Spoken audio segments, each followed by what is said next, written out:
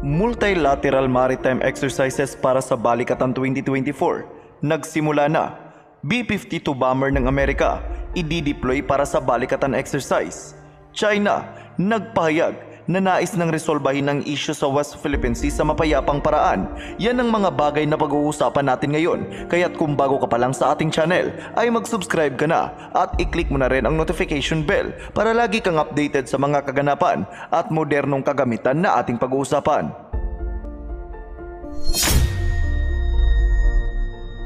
Kahapon ng umaga ay nagsimula ng maglayag ang mga barko ng Philippine Navy, US Navy at French Navy mula sa Puerto Princesa, Palawan para sa gagawing multilateral exercises sa West Philippine Sea. Ipinadala ng Philippine Navy ang dalawa nitong barko na BRP Ramon Alcaraz at ang landing platform dock nito na BRP Davao del Sur.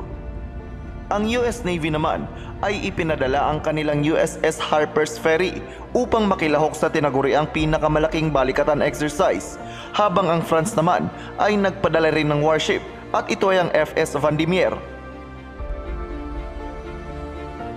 Ayon kay Armed Forces of the Philippines Western Command spokesperson Captain Ariel Coloma, ay nakalinya na ang mga pagsasanay na gagawin ng magkaalyadong navies.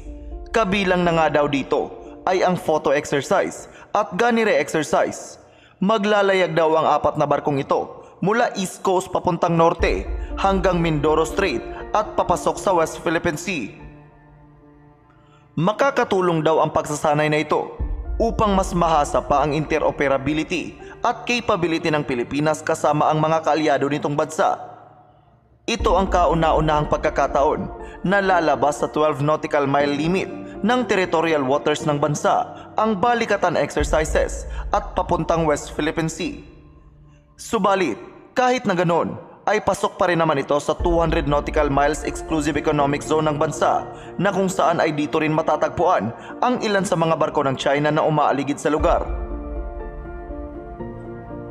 Nitong mga nakaraang araw nga, ay mas dumami pa ang mga namonitor na barko ng China sa West Philippine Sea kasunod ng joint military exercises ng Pinas at Amerika.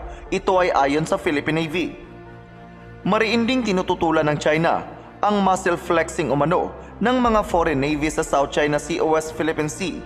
Dagdag pa ng China na maaari lamang itong magdulot ng mas malalang tensyon sa disputed waters.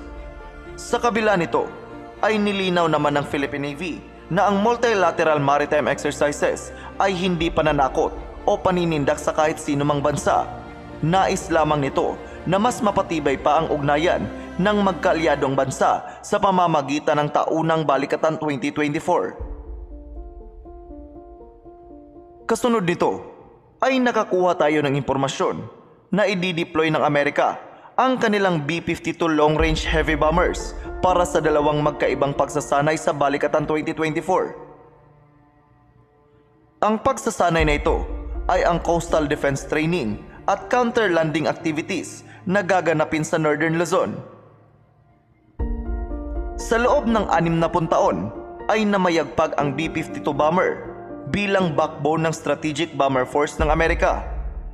May kakayahan kasi ito na makapag-launch ng iba't ibang uri ng destructive weapons gaya na lamang ng gravity bombs, cluster bombs, precision-guided missile at joint direct attack munitions. Noong Pebrero nga lang ay nagsagawa rin ng pagpapatrolya ang nuclear-capable aircraft bomber na ito sa West Philippine Sea kasama ang tatlong FA-50 ng Philippine Air Force na siyang ikinaalarma naman ng bansang China.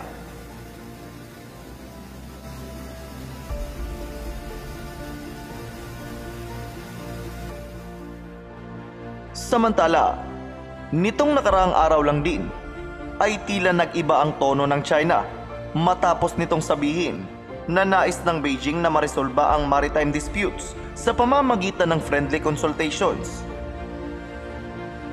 Sa isang opening ng formal naval forum na dinaluhan ng ilang US at Russian top officials, ay sinabi ng isang Chinese defense official na desidido ang China na resolbahin ang mga maritime issue sa mapayapang paraan. Nanawagan din ang China sa ibang mga bansa sa mundo na magkaisa para sa kapayapaan sa rehiyon. Sa kabila nito, ay nilinaw nila na hindi nila papayagan ang mga pang-aabuso at paglabag sa international law. 中国一贯坚持同直接当事国友好协商解决海上争端，但不允许善意被滥用，不接受国际法被歪曲，对蓄意侵权将依法正当维权，对无理挑衅将坚决据理反制。 Ang naging pahayag na ito ng China ay taliwas sa mga pinapakita nitong galaw sa West Philippine Sea na kung saan ay makailang beses nito na nilabag ang international law at UNCLOS at makailang beses rin na binomba ng tubig ng China Coast Guard ang mga civilian vessels ng AFP na naghahatid ng supply sa BRP Sierra Madre na nakasadsad sa Ayungin Shoal. Dahil dito ay medyo mahirap paniwalaan sa ngayon ang naging pahayag ng China.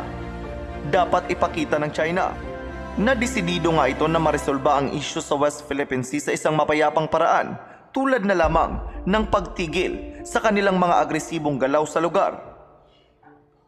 Ika nga nila, walk the talk.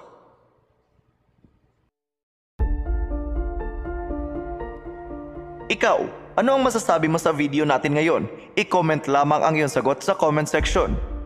At dito na po magtatapos ang ating video. Maraming salamat sa panonood at mag-ingat po kayo.